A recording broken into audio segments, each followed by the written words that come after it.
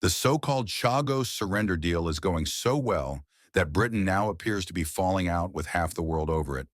And at the center of it all is a proposal that would see the UK pay a vast sum of money to hand over British sovereign territory. That alone raises serious questions. Now, even Mauritius is unhappy, because according to critics, they want these islands in order to pass influence straight on to their allies, including China. And that tension has now spilled out into the open. Mauritius's Attorney General, Gavin Glover, has issued a formal communication attacking the UK House of Lords. Why? Because the Lords did something the government itself failed to do. They asked the Chagossian people what they think. That, more than anything else, explains why this bill is struggling to get through the Lords. The committee actually took evidence. They listened, and what they published was damning.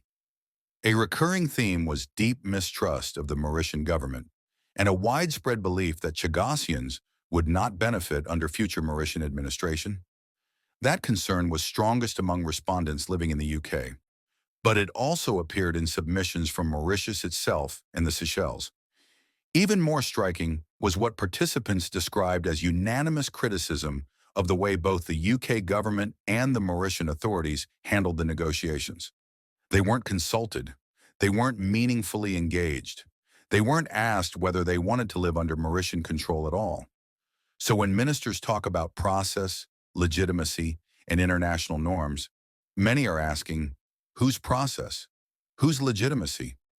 For those who argue that the Chagossian people should remain British and that Britain should not pay for the privilege of giving away its own overseas territory, this intervention by the Lords is not a problem.